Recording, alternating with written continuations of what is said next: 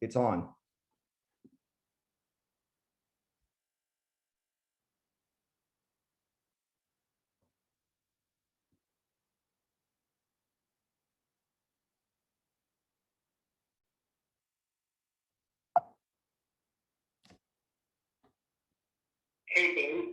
Yeah.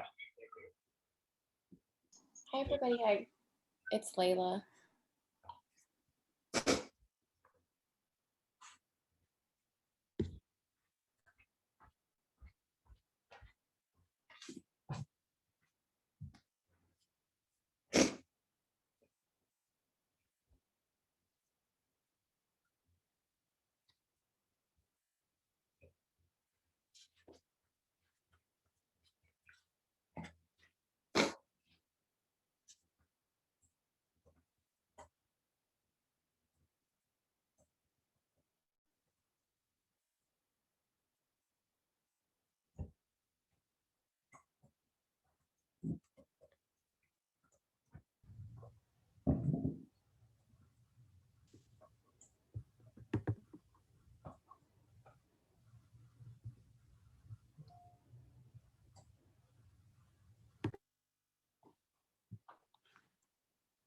Okay, thanks, Ben.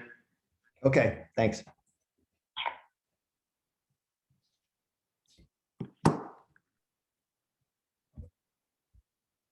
Hello, people.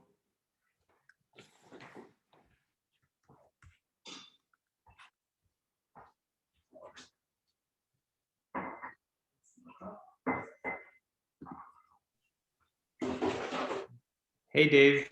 Hey, Sidipto, how are you this morning? What's life if not a little bit of fun to wake people up? Yeah, fun, like Zoom, good old Zoom issues, right? Yasmin, I see you're on.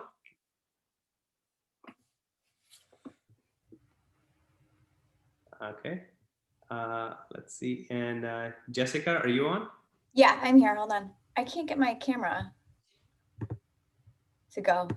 Huh. Can you do it for me? Oh, that shouldn't. I don't think that's something I can control, unfortunately. All right, hold on a sec. Here we go. There we are. Hey. Hi. Hey, good morning, Jessica. Good morning. How are you? Just- Good. Just Hey, checking Sidipto, in. I got a quick tactical question. Yeah. I see you've got those sponsors on the front page. Are we all supposed to do that, or are you just being an overachiever? I don't know. This is a slide that Blame Ben. Oh, Ben did it? Probably, right, Ben? Ben just I'm got good if Ben did it, because then hopefully he'll do it for mine next week. Morning, everyone. This is Layla. Sorry for the technical difficulties this morning, but yeah, this is a slide that Ben gave all of us to present before everybody comes in. Yeah. Great. Thank you. And we'll blame Ben for the technical difficulties. It's all right. You know, sometimes the coffee doesn't kick in fast enough, so you need a little bit of that adrenaline rush to get that going. How about that? Yeah.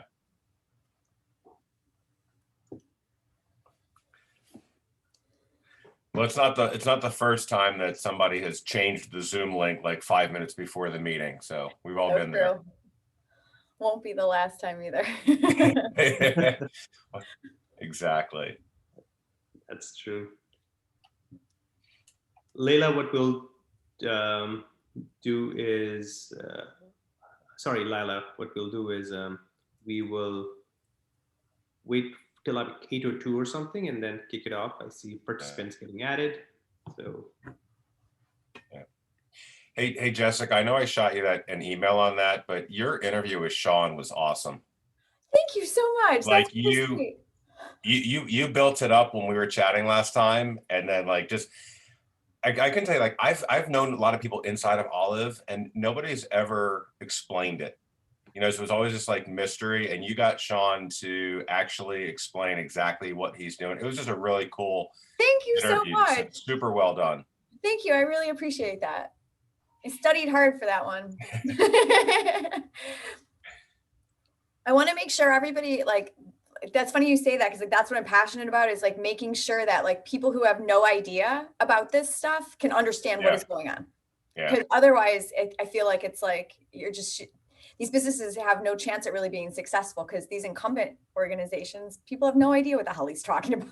Well, and a lot of people don't, I mean, they're aligned with the vision, but they can't explain it. So I had some folks, and all they would tell me is that, I forget the exact number, but they're like, oh, we're Olive, we're trying to take X billion dollars out of healthcare. Like, okay, and that's Okay. true, but how and in Right. what way, and where and how are you adding value? And I can say that with anything. It doesn't tell me what you're trying to do, and it also doesn't help me understand how I might be able to help you. Exactly. You know. No, thank you so much. That really means a lot. I'm glad you got it. I like, Yeah. after I hyped it up. I'm talking to him again actually on Monday about Oh, very circular. cool. Yeah, so I'll have another one. I want to hear how the two businesses will work together. That was really Yeah. interesting to me.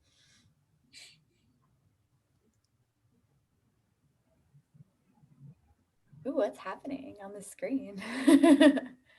Yeah, we're getting the producer's email. It's always good. That's always nice.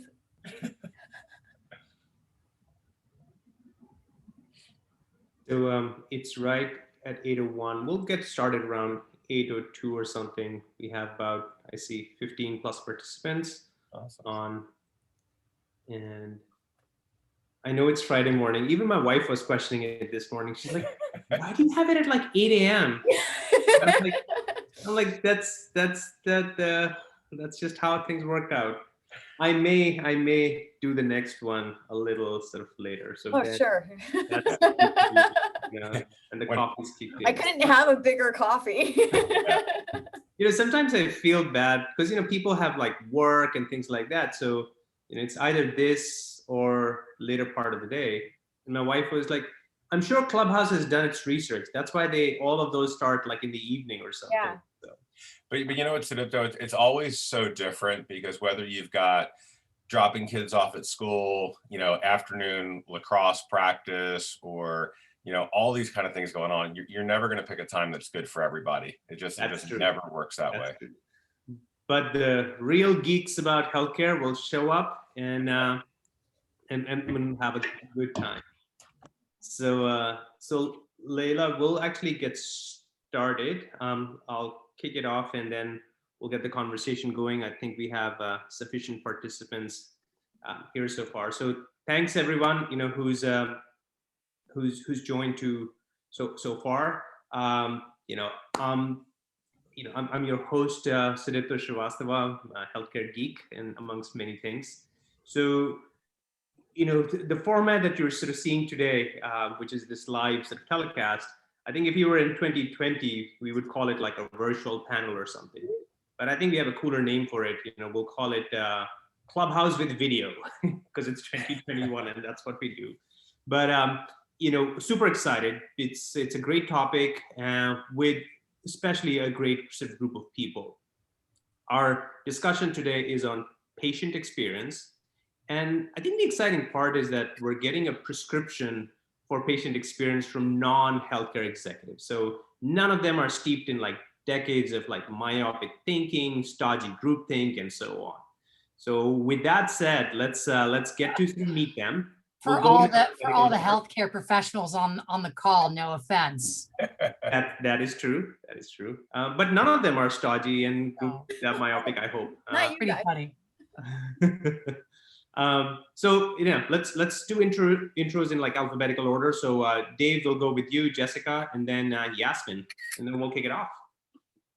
All right. Well, thanks, Sudipta. Appreciate you having me on the panel here this morning. Excited to be here. I see some friendly faces out in the audience, a few names that I recognize and a lot that I don't. But, you know, real quick introduction is I'm an independent consultant here in Columbus, Ohio. Started my career really focused on the retail industry. So did a lot of work for the last 20 plus years in retail. But in the last 3 years, I've switched that, and it's really been focused on what I call the customer experience industry.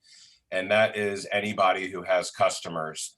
And that's going to relate to healthcare, because in a healthcare situation, patients are customers, and there's a lot of parallels that I'll share from retail, financial services, travel and hospitality, and other areas that equally apply in the healthcare space. So just really happy to be here and looking forward to the conversation. All right, I guess I'm next. So hi, everybody. I'm Jessica DeMassa. I am a health innovation reporter and I'll say a market analyst in health technology investing. So I host a video interview series called WTF Health, What's the Future Health? And I interview basically all of the players that are involved in the healthcare innovation ecosystem. So I talk to a lot of entrepreneurs, usually the CEOs of startups that are either health IT focused, health technology focused, or some sort of combination of the two, maybe with a twist of payment model innovation. And then I talk to the people who invest in them, and whether it's an incumbent or a venture capitalist or whoever. And I talk to those incumbent organizations who are trying to integrate those innovations into the healthcare establishment as we know it. So a lot of strategy people or chief innovation officers at health systems, health plans, pharma companies, really in all around the world. I do cover globally. So I have a nice beat on what's happening, at least in the health tech market. And a lot of these companies that are starting to go public via SPACs now, and who are raising like $100 million rounds. And yeah, so you can check out my show, but I get to talk to everybody and get the gossip about what's happening. Thanks, Jessica. I'm Yasmin Lackalade. I am a network partner at Drive Capital. Drive Capital is a venture capital firm based here in Columbus.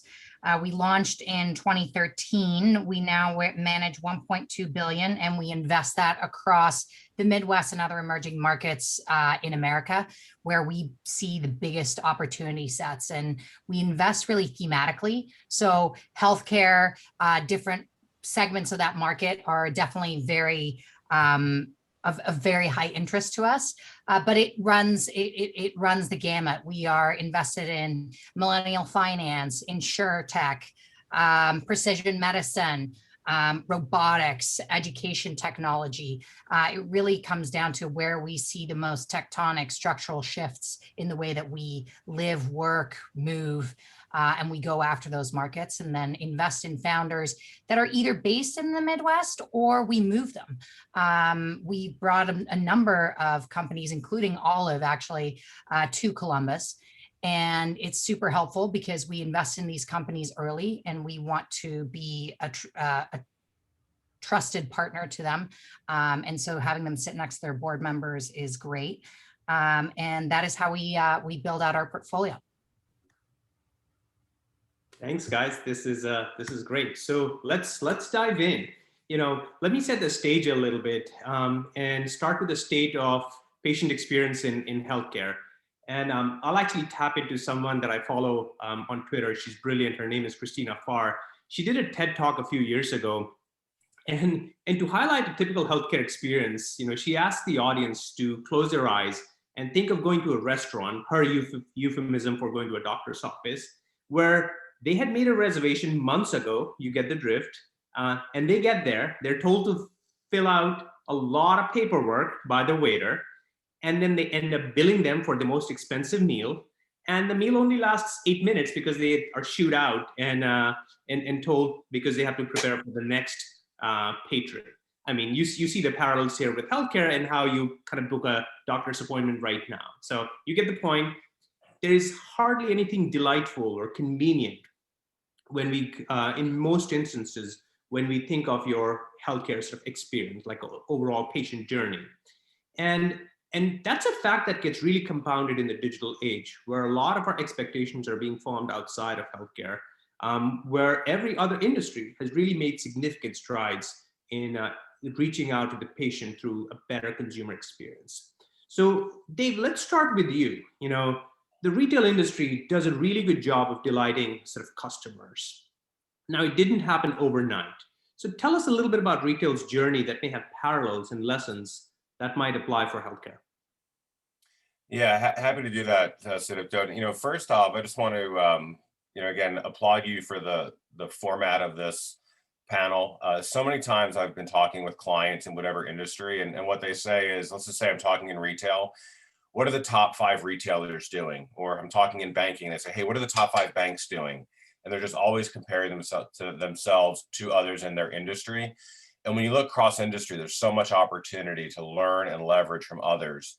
So with your question about, retail doing customer experience well, the first thing I have to share is not everybody does it well. In fact, there are many more that don't do it well than do. But I actually want to go back in history a little bit. And again, as I talk through this, you'll see some of the parallels in healthcare as well. So as we start off and we go back, 15 plus years ago, before e-commerce existed, we were sort of captive to the retailers that had brick and mortar stores in our local area. All right. So if I wanted to shop and I wanted to buy a pullover like I'm wearing, I could go to the local Dick's Sporting Goods, I could go to the local Target, Kohl's, whatever. And those are my 3 choices. And I was captive to what they had. I also had no information. I didn't know what else was available. I didn't know what a boutique store in another city was offering. I didn't know what other manufacturers were offering and so forth. So the power was really with the retailer. And if you think about from a healthcare standpoint, whether, we have WebMD or the web in general, a lot of patients these days can go out, just like e-commerce has given me the ability to shop anywhere, research how a garment is made, what celebrities wearing it, all this. I can now go out and I can self-diagnose, and I can walk in thinking at least that I know more than the doctor knows, having my choices of healthcare providers, and whether it's now we're talking about telehealth a lot more. But so what's happened, what's similar is the power is now shifting to the consumer or to the patient. So in the retail world, the ones that really got it well, and I'm going to hit on this theme a couple times because it's probably the most important thing to remember. The ones that got it well saw how to develop that interaction between retailer and customer as a relationship, not as a transaction. So how do you do that? How do you create a relationship where you care about the other one and you know what the other one is doing? Well, the first step is the value that you provide in the relationship. And this, by the way, works whether you're talking about your friend, your spouse, your family, right? You know what you provide and give in the relationship, you know what they need. So when you think about it from a retail perspective, customers often look for one of 4 things. They look for tremendous service. So a company like Nordstrom is known for giving fantastic service. If you've ever shopped at Nordstrom, it is just amazing. The service is great. Returns are easy. Everything is fantastic at Nordstrom. Ritz-Carlton, I could tell you unbelievable stories. Their actions exceed the stereotype of Ritz-Carlton service. It's amazing. The second thing we go for is quality, right? So we want the highest quality garment. We want the best functioning, watch or whatever piece of material or garment we're trying to buy. So we say this company has the best quality, and you often think of luxury goods in that regard. So those are, by the way, 2 things that increase pleasure. Well, there's also 2 things that decrease pain.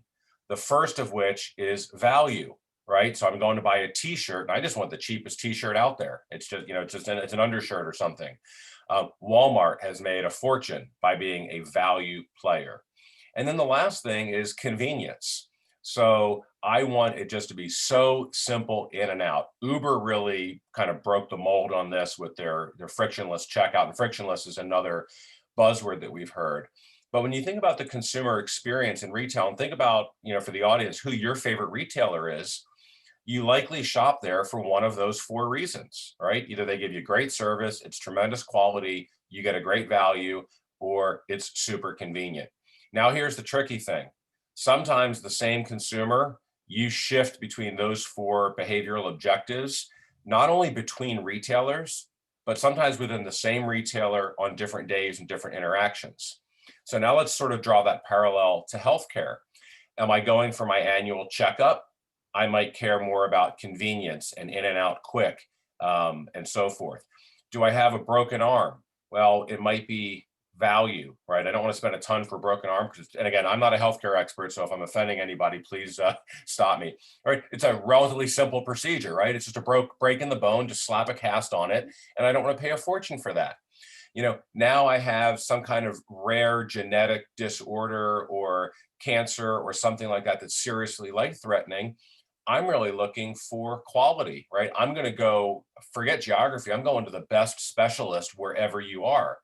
And then you could also think about service, maybe in an urgent care or something like that, where I want to make sure I have accessibility 24/7. So these notions really apply. So if you think of yourself now in that healthcare provider role, and what do I provide? And whether you're a major healthcare provider or a pharmacy or so forth, and then how does that apply to what my customer is actually looking for? And then again, you see in those 4 simple examples, I could have the same customer with 4 different ailments at different times. They're looking for different things.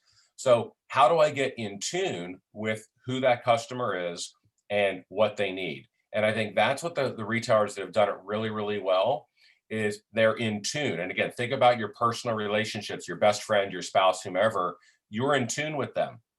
You know what they need, you know their likes, you know their dislikes, and you have an opportunity to deliver content, and this is really important, in the right context. And when you deliver it within the right context, you get that expectation or that customer satisfaction that's exponential, and it's so amazing. So if you do that in the healthcare world, that's how you take from a relationship, or sorry, from a transaction, and you build that relationship where the next time I have an issue, I want to come back and go to your clinic. I don't just want to go to the cheapest provider. That's a great point. I loved your sort of take on the power shifts that's happening, which is real, and sort of the quadrant that you sort of displayed for the audience. So, Jessica, your thoughts on other industries that have been through a similar journey where they were perhaps not as good as delivering customer experience, but found a way to do that. And yeah, I thought a lot about this because, I'm very singularly focused in healthcare. And it's like, you compare anything to healthcare, it's like, oh my God. But, just recently, personal experience, buying a car, selling a car. So like, I was looking at, Carvana, like that to me, like has kind of started to, I think, make a dent in how awful the car selling, car buying experience can be.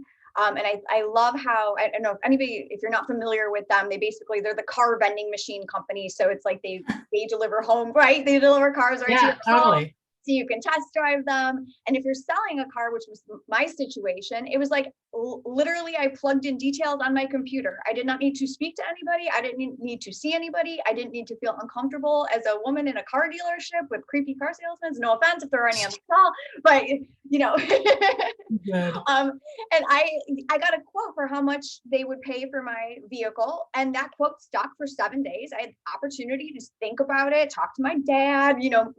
I had all of the information, and it was like, when I actually accepted that offer on my car and then brought my car in, I met with a person at an appointed time. The whole thing took 15 minutes. I dropped off the keys. They handed me a check, and that was it. I was on my merry little way, and I couldn't believe it. And in the Uber on the way back to my place, I was just like, that was so frictionless. That was so easy. I sold the whole concept to the Uber driver, who now is probably, sold his car on Carvana. But for me, it's like you start to think about what are the things there that matter. And to Dave's point, when you were talking, one of the things that I wrote down that I think is interesting, and I want to go back to for myself when I'm thinking about healthcare, is that comment that you made about having a relationship with a customer rather than just having it focus on the transaction. And for me in healthcare, though, and I'm like trying to make sense of this as we go, which is kind of hard, but I want to think about, how can you do that when the transactional part of healthcare is so fundamentally effed up? Like, there are so many people involved in just the transaction. You have the patient, you have the provider, you have the health plan. You may have a PBM involved. There's so many friction points around that transaction that I feel like you can't even get that transaction right where it's seamless. So how do you focus on the relationship around that? And so it's like, for me, this car buying experience, there's a lot of it's considerable sum of money being involved, but generally the transaction is clean. It's like, I'm buying this and I'm giving you X for it. And I'm wondering if the same kind of innovation that can go around providing some of those frictionless customer service, value adds, the contact list, the, quote online, any of that, if that's even possible for healthcare, because our transactions are just so messed up. I don't know. That's brilliant. So you go ahead. Sorry, Yes. no, go ahead, Sudipto. No, I was just going to comment on what Jessica sort of said, that Clay Christensen used to sort of talk about this, how healthcare used to begin like back in the days at home, then it was centralized, and then it's being decentralized again and coming back to home. So the example that you gave about the car dealer dropping the car off, that's kind of like the same thing. But that's brilliant. Yasmin, your thoughts? Yeah, I like that I followed up to both of those comments, and also sort of in light of what people have been saying in the chat, which is all around like the big bad insurance wolf. I have a lot to say about this, but in terms of how it relates to the question, I think a really good corollary, I mean, it's not perfect, right? Like if it was easy to find a corollary and rinse and repeat, healthcare would be in a very different place than it is today. But the closest thing I can think of is the fintech world and the development of fintech companies and services prolifically in whether it's from piggy banks to neobanks, right? Fintech has fundamentally changed the customer's relationship with their finances.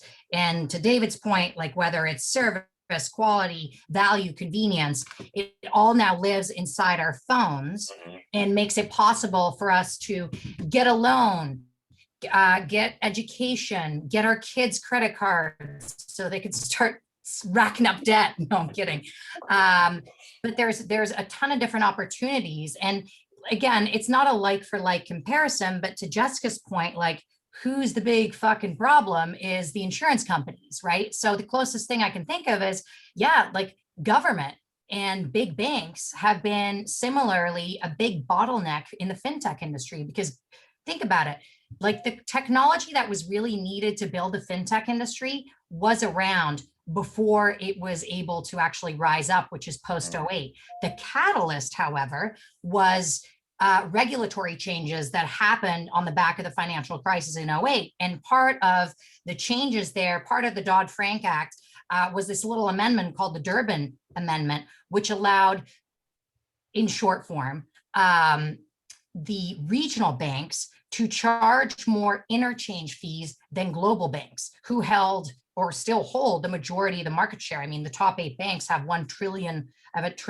market cap. So we've got a far way to go. But in terms of helping stimulate these regional banks that were getting decimated in 08, the government said, okay, big banks, interchange fees, which is the fees that you pay on transactions, your debit and credit fees have to equal one another. Regional banks who have less than 10 billion in assets, you're allowed to charge up to 20 times more for your interchange fees. What does that allow? New entry into the market. Fintechs jumped on this and said, okay, banks, you guys are transactional based. You have no idea how to service a customer. We're coming at it with our hoodies and our vests and our like ability to put this into an iPhone and a cute little app that dances for you and allows you to put emojis on it. We're going to acquire customers for you, and we're going to split the revenue you get from these interchange fees, and therefore we can both stand to make a lot of money. That was the prolific change, right? And in some ways, it aligns itself. Look, healthcare is also tied to government. So regulatory changes or regulatory environments are very much a part of this. So problem number one. Problem number two being the insurance companies, right? So there has to be a catalyst to sort of click into place ways to make money in the technology world that allow that innovation to happen. And I can save more for later questions, but that's sort of like, in terms of tech industry comparisons, the best one I could think of. That's amazing. Thank you. I loved your sort of parallels to the other industries like banking and so on that were sort of similarly sort of regulated. Now the format for this sort of conversation is very sort of conversational. So what we also want to do is I've been like tracking the chat here and great comments from people about, patient experience in healthcare. Go Jessica, I think Preet Jessica was a comment in there as well. And I do want to sort of want to address a couple of questions that popped up. So someone, I think Dennis, you asked, how is it different in other countries in terms of, is US better than UK, Canada, China? I think Sharon also took a crack at answering that, some of those had, to Yasmin's point about how the insurance companies pay for it, and someone else had commented there that the customer really becomes different in healthcare in the US, because, in one way, your patient is a customer, but someone else is paying for it, right? So the relationship starts changing. So there's some dynamics there. Any other questions that we see that people may want to ask right now? Feel free to ask that in the chat as we continue this conversation, so that we can keep this rolling.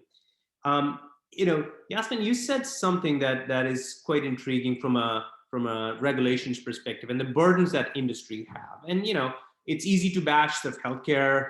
People like me, the insiders, will tell you there's like HIPAA and patient privacy and cultural things and so on. At the same time, many industries like the ones that you mentioned have changed. So in a way, healthcare is leaning on those excuses, and that's BS. If other industries can do that, why not healthcare? So Jessica, I'll start with you, because there's a real risk to this hand-wringing and complacency that healthcare has. So give us a sense, tell us of what you're seeing in the market, things that should really scare the Jesus out of healthcare organizations on how other industries are transforming, how new entrants are coming in, so that it kind of spurs them into action, like a kick in the pants, so to say. I feel like COVID was a nice scare tactic for a lot of health organizations, because I feel like that really upended a lot of the ways that traditional incumbents approach connecting with their patients, delivering care, making their money. So a lot of hospitals, I think, started to take a much more serious look at some health technology and different ways to actually, meet their patients where they are, as opposed to demand that their patients come to them. And there's a great health innovation thought leader. His name is Lucian England. He's from the Netherlands, and he talks about, healthcare's Copernican moment, where it's like suddenly healthcare realizes that it's not like when Copernicus talking about how the sun doesn't revolve, the sun doesn't revolve around, the earth doesn't revolve around the sun, but the sun revolves around the earth. Yes. And so it's the same thing in healthcare, where it's like the patient doesn't revolve around the healthcare provider, the provider should revolve around the patient.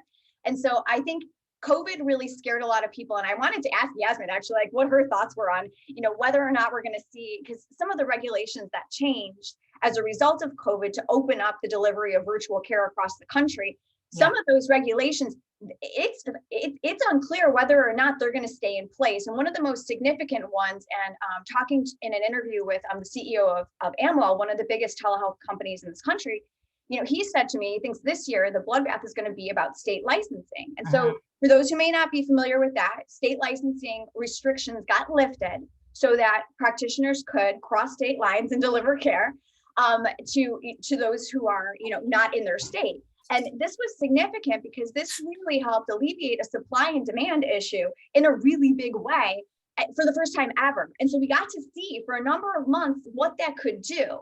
And suddenly it was like, that was where there was suddenly a groundswell of interest from incumbent organizations, investors, and those who are even in retail, in terms of integrating in virtual care components to what they were already offering in healthcare.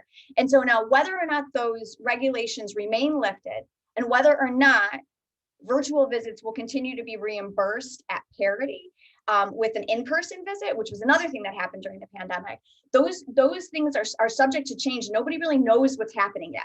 So it'll be interesting to see how that plays out. But it's like, in the meantime, I'm watching a lot of money pour in, and a lot of really big players invest in these different ways of delivering care. And I think in addition to COVID, some of the things that healthcare incumbents should be watching out for are the number of companies that are well-funded startups that are scaling fast, that are consumer self-pay focused. So there are a number of primary care clinics that people can join for a couple $100 a month and do their own thing in addition to what's already being offered by their health insurance provider, or just substitute it out. The companies like Hims or Ro, which are like, you can go online, have a telehealth visit, get your prescription delivered to you to your door for a variety of different disorders. And we're seeing mental health companies that are providing care the same way, where people can just go. You don't go through your insurance if you don't want to. You just pay for the care that you want when you want it. And the CEOs of those companies that I've spoken with are really expecting this millennial audience, that is this millennial customer base, who is used to consuming care and used to consuming other things that way, to really start the sea change longer term. And I would say the other two things that incumbents should probably be afraid of are big retail, because big retail has decided now to spend a lot of money in terms of incorporating more traditional healthcare delivery pieces into their arsenal of services. So CVS, Aetna, Walgreens, their $1 billion 5-year partnership with primary care clinic Village MD, their plans are to open 700 clinics attached to Walgreens to deliver primary care, do basic x-rays, do wellness exams, attached to Walgreens. 700 clinics in 5 years. I mean, that's a pretty significant investment. And then you're seeing Walmart with their health centers open up. So I mean, there's like a lot of interest in terms of not just owning, the buying and selling of prescriptions at a pharmacy, but also getting involved in that first level of primary care on some of those retailers. I mean, Amazon is getting aligned with different telehealth companies. Their acquisition of PillPack a few years ago put them into the pharmacy delivery space. I mean, they are building their own vertical as well to deliver care. And I think that what we're going to see is that as these retailers start to scale, and I felt like we saw it for a moment during COVID, even with testing distribution, it wasn't the healthcare systems that led the way on that. The bulk of the heavy lift was done by our big pharmacy retailers, by Walgreens, by CVS, by Rite Aid, by Walmart. And we see that again now with vaccine. And so I think it's interesting how the dynamic of these companies that have a mastery over purchasing, over supply chain, over reaching customers where they are. I mean, 1,500 CVS stores, there's one in every community. I mean, there's a Walmart within 30 miles of everybody in this country. I mean, it's going to be very interesting to see what happens in some of the care that we typically associate with a hospital or a doctor's office starts to be put into the places where we shop.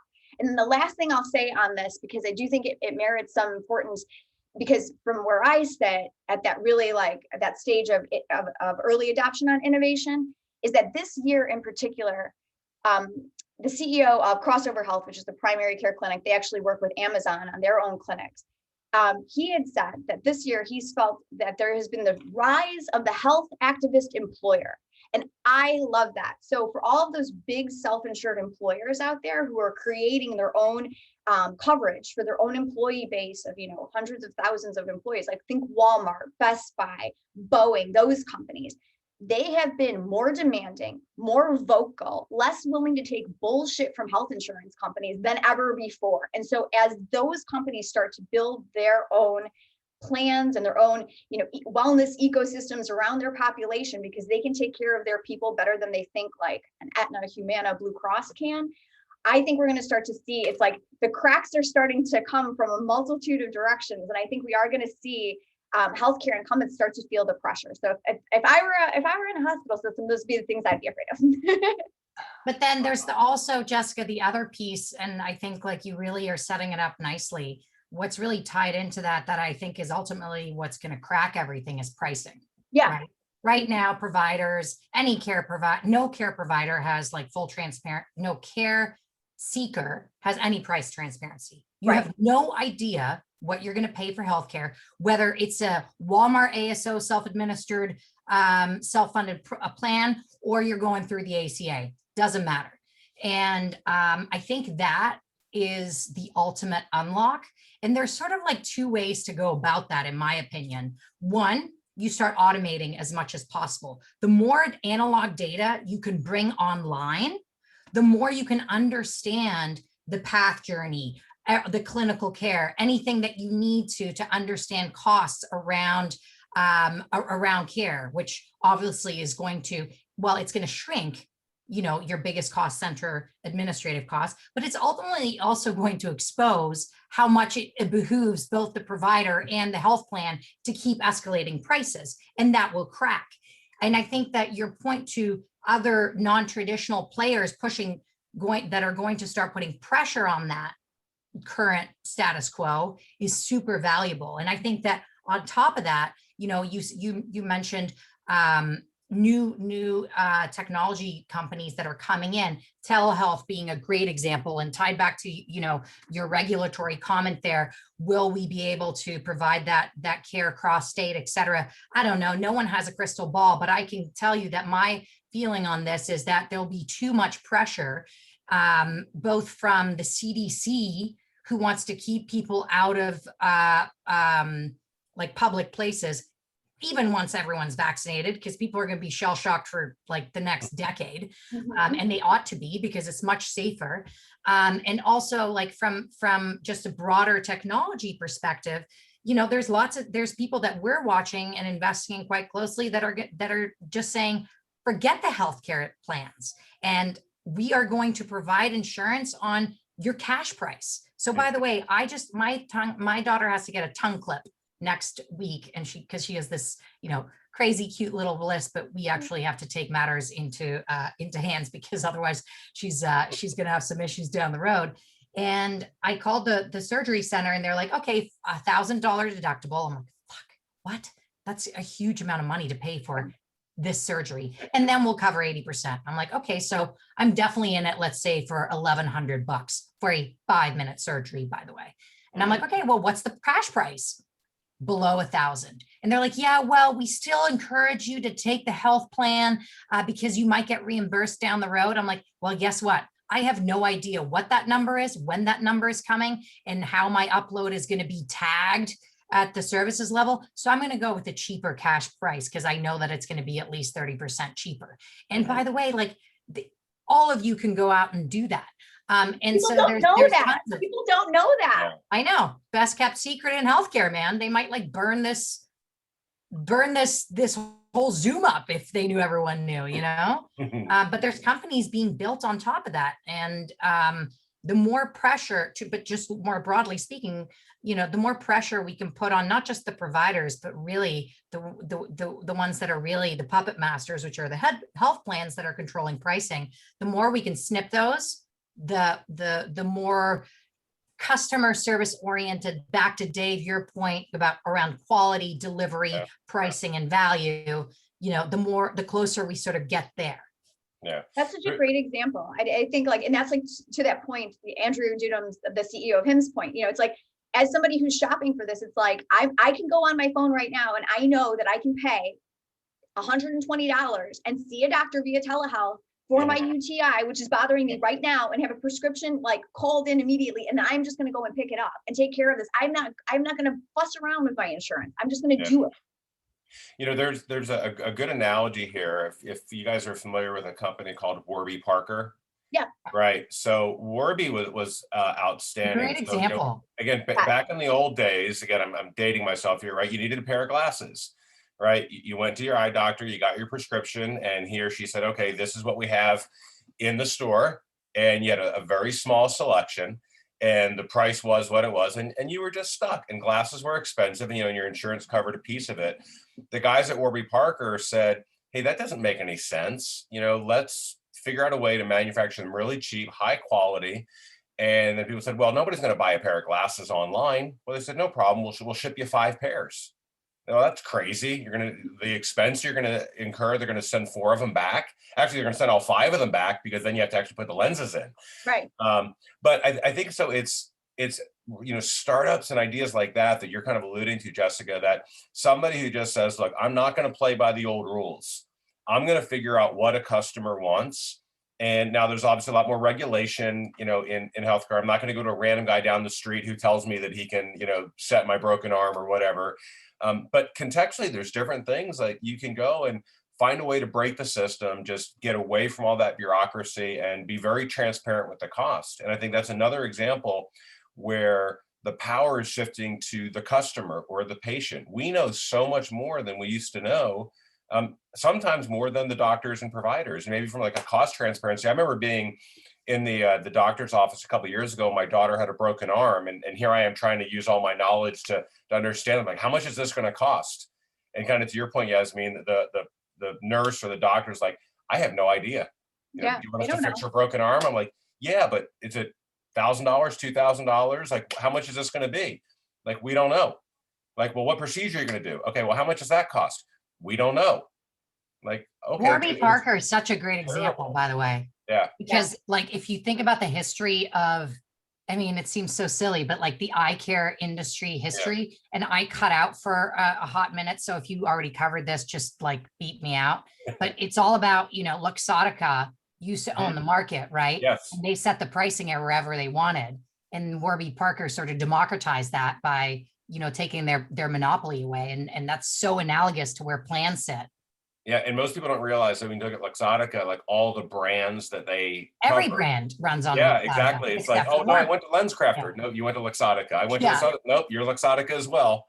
If you're overpaying for those Chanels, I'll tell you today, because it's the same one as like the one they're selling at PacSun.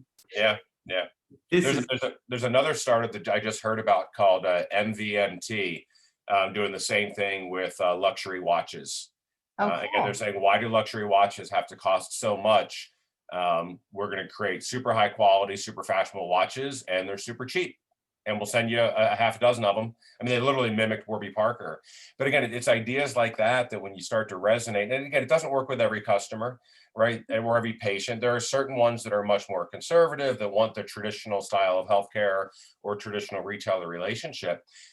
But, you know, there's so much opportunity, and there's so much capability that an individual has, right? You know, you can create your own company, you can access customers, you can provide a service, you can get your web, your mobile, whatever you need to get out there and get in front of people. And, you know, when you have more good ideas, some of those good ones are going to stick.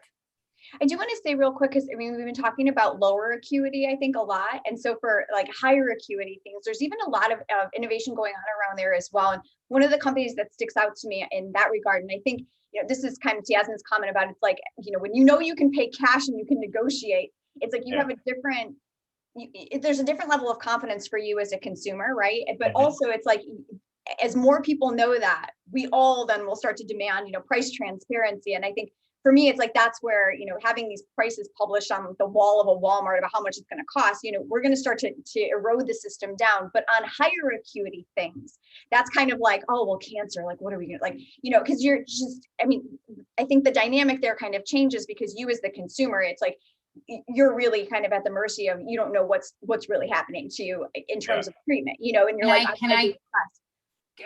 can I give you an example? Sorry, I'm interrupting like my 3-year-old. No, it's okay. I tell her how bad it is, and here I am like, oh, I have a point.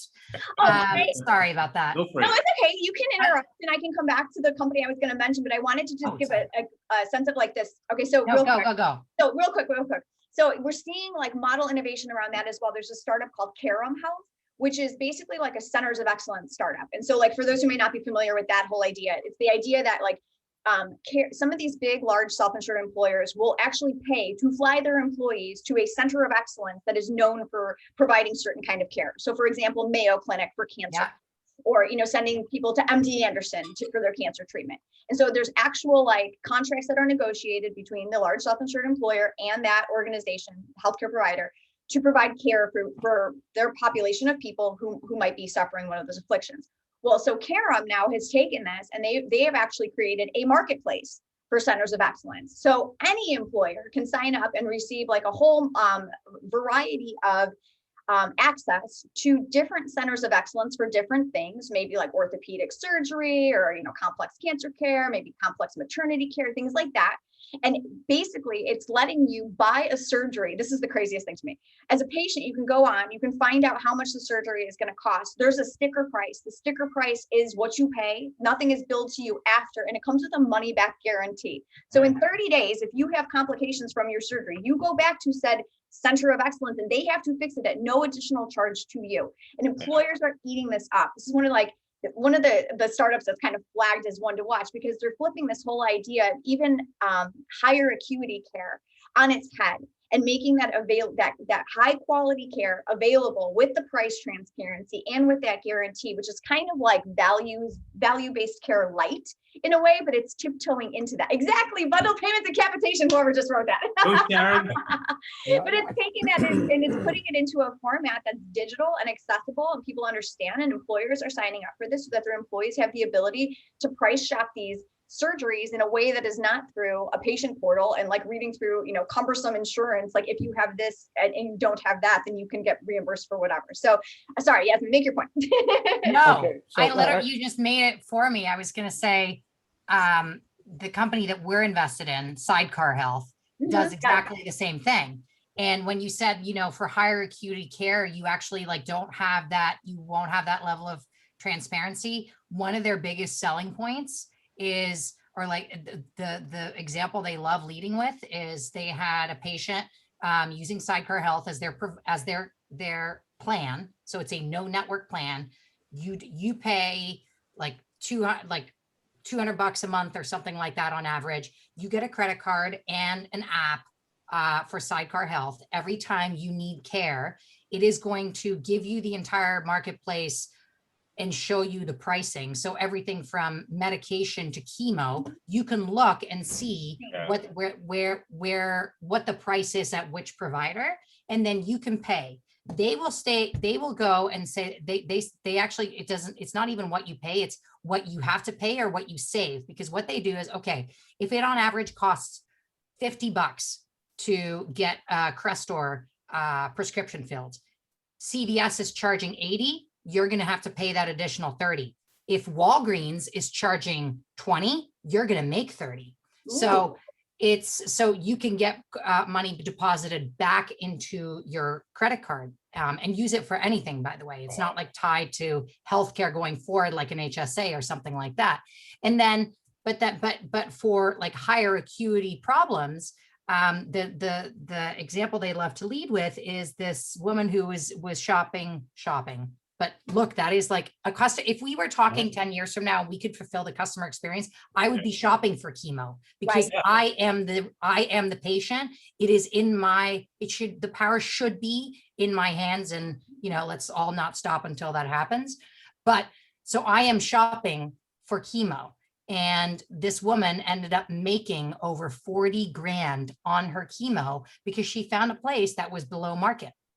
And it's very much tied into what the company you're talking to is aggregating as well. And bundled care is sort of it's so complex because it's payment model innovation. But it's like, this is like when and Yasmin, you said it earlier, it's like, this is where it's like literally the buck needs to stop. Like, I mean, and as soon as we get that transparency in terms of pricing, and I know there's legislation out there now that's being enforced where it's like hospitals have to publish their price list for the first time ever. And that's going to change things. Yes. I mean, people are digging through those, like looking to see how much things cost already on Twitter. Well, and so I think like as like more of that stuff happens, and as even some of the like there is patient data blocking legislation that's being put into place, and that April 5th is the day that goes, where hospitals can't data block anymore. They have to share data with other organizations that want the patient data that they need. Yeah. All of this stuff is starting to kind of, I think create a climate where there is the opportunity for new innovations, new ways of doing things, new ways to shop, new ways to provide better experience to just kind of seep in. And it's not just, it's not just in the actually delivery of healthcare. I love that you guys referenced payment innovation, because that's actually a really hot topic in retail right now. Really? Right? Because the product is somewhat commoditized, right? I want to buy something. And the whole payment evolution, it started with layaway, right? If anybody's old enough to remember that. I worked at Kmart. I remember layaway. Right, and then we went to cash, and then we had store credit cards, and now a big innovation is what's called the Afterpay model. So there's actually a company called Afterpay, a company here based in Columbus. They're actually out in Sweden, but their U.S. headquarters is Columbus, called Klarna. And all right, so I can get my product, and I can pay in 4 interest-free installments over the next 4 months or so. So just, again, you think about that, and I think about, what you were talking about, your example, Yasmin, where you've got the liquid cash to pay for your daughter's procedure, but you have the opportunity to balance that, that decision. Do I need to go insurance or not? Other people might not have $1,000 sitting around. Do they have an Afterpay model? Do they have some other way to get the service when they need it and pay in a different way? So there's so many different opportunities and touch points where you can innovate and positively affect the customer experience. You don't have to solve the entire healthcare equation at once. We can attack pieces of it and make some meaningful differences. depending on where you sit in the healthcare ecosystem, I think some would argue that it is on an afterpay system already. Right? That makes me think of Olive, you guys, because I think about like the fact that like on the roadmap for that company, you know, is instant pay of claims for hospitals, because that's a huge issue too. It's like, Yeah. you know, as we complain as patients about like, okay, I get the EOB in the mail like 6 weeks later and I don't know what I'm paying. It's like all during that entire time, the hospital didn't get paid either. Yeah. Absolutely. This is a fascinating discussion. What I want to do is maybe take a quick pause and request like a poll to be launched so that, you know, we can get some sort of feedback. Ooh. But in the meanwhile, I'm tracking some of these sort of questions that are popping up, and you know, I'll sort of go off on a few, and maybe anybody in our sort of speaker panel can sort of, you know, take that. But some were really about, you know, debating if a patient is really a consumer, and I'm glad that a lot of people sort of, you know, chimed in. And I think Doug, it was you who asked the question. It looks like you're a doctor as well, and I think I agree with some of the sentiments expressed that, you know, when I think of a patient as a consumer, I don't think of them as like a consumer who's paying, but I really think of someone that I need to service, that I need to provide good value and convenience to. So I think that's like a mindset shift. A lot of people asked Dave about sort of his model. So thanks for sharing that, Dave. And you know, I think Devere asked a very interesting question. What does the future of healthcare look like in 2025, 2030? And maybe Jessica, as we sort of you know, come back from this sort of poll, I'd love to get your sort of, you know, thoughts on that, because, you know, you're looking at all these startups, and then Yasmin, you as well, like you're looking at these people and these companies who are trying to innovate, and it seems so difficult right now that, oh well, you know, the old guard and the new guards, but change is happening, and it's going to happen, and it'll disrupt, and before we know it, we'll have different sort of healthcare model in front of us. So so let's start with that. And thanks for all the questions. Like, keep them coming. You know, we will plan to stop around 9 o'clock, but, you know, we'll keep this going for people, you know, who may not have a meeting or something for a few minutes.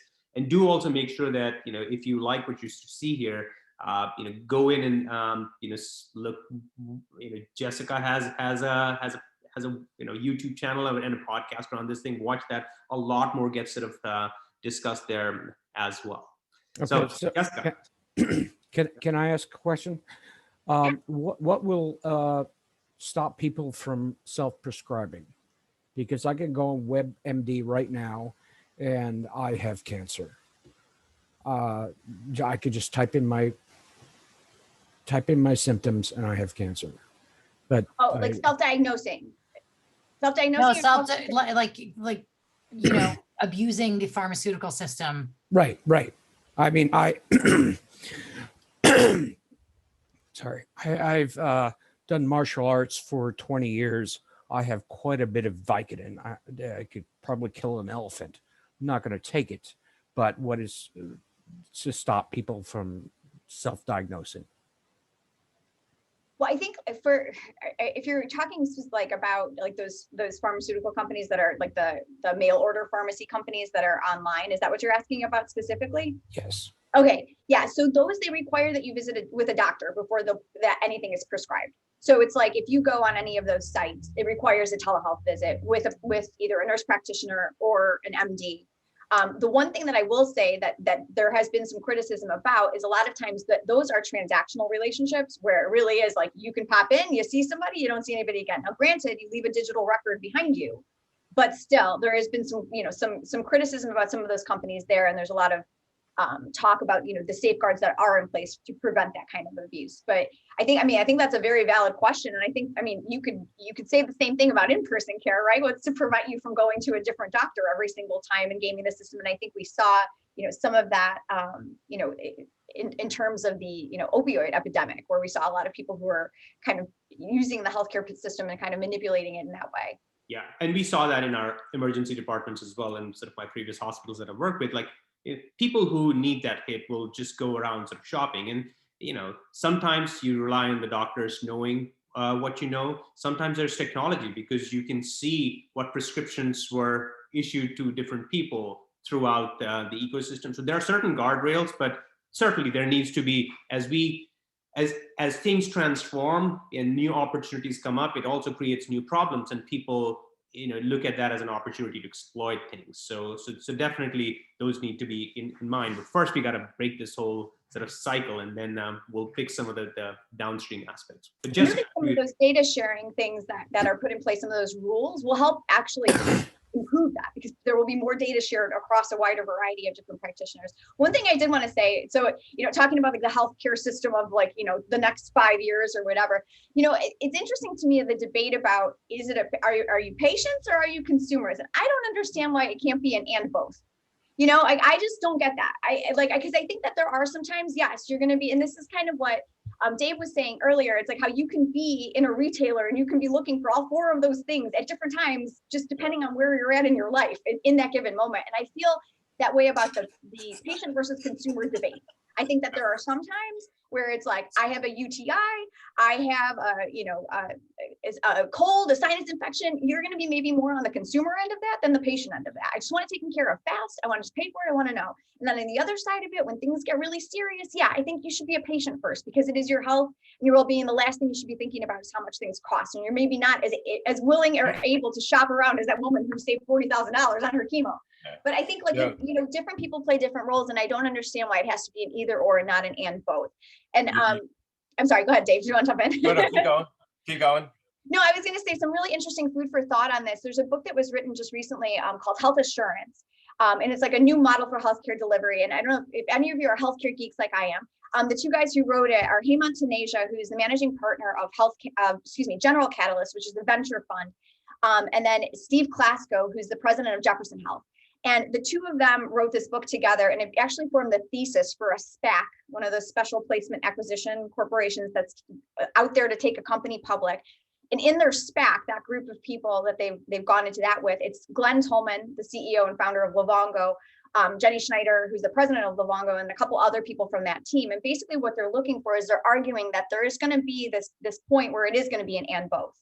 Where the consumerization of healthcare, and I hate that phrase. Nobody beat me up for using it, but that is gonna start to drive some change. And not everything will change, but certain things will. And so it kind of talks about that process of moving forward and how companies can kind of set themselves up, mostly companies external to healthcare, how they can set themselves up to augment the healthcare system so that everything can move in that direction. But interesting food for thought if anybody's interested in that.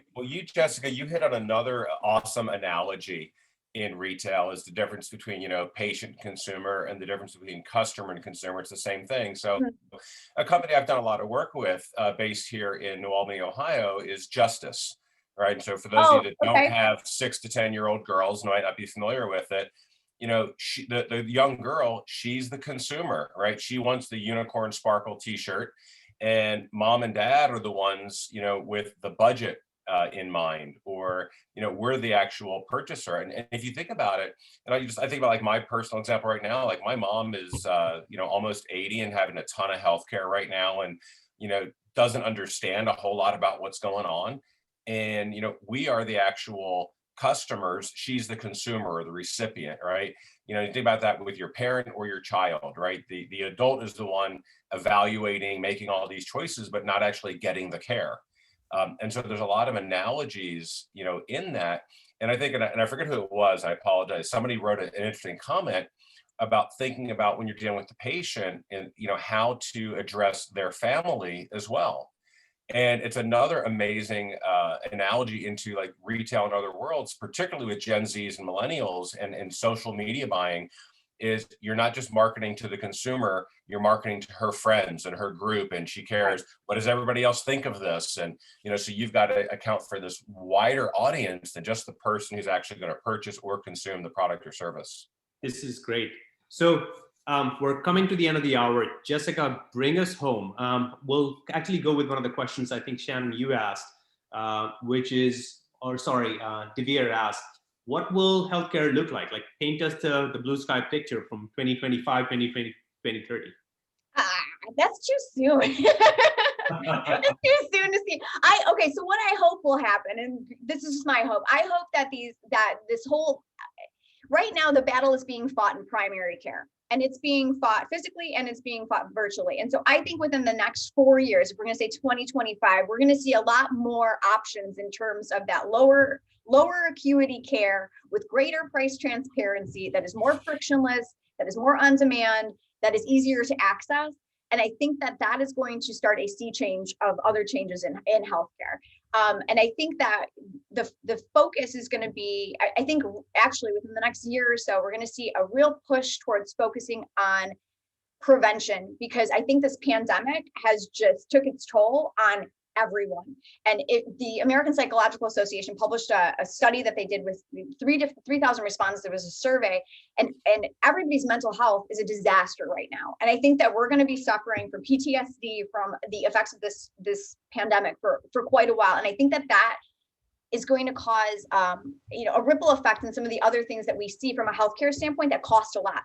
So it's like chronic conditions. Think about like diabetes, heart disease, obesity, mental health issues. Those are the things right now that of our healthcare spend, 90% of the $3 trillion that we spend on healthcare is on those conditions and things that are related to it.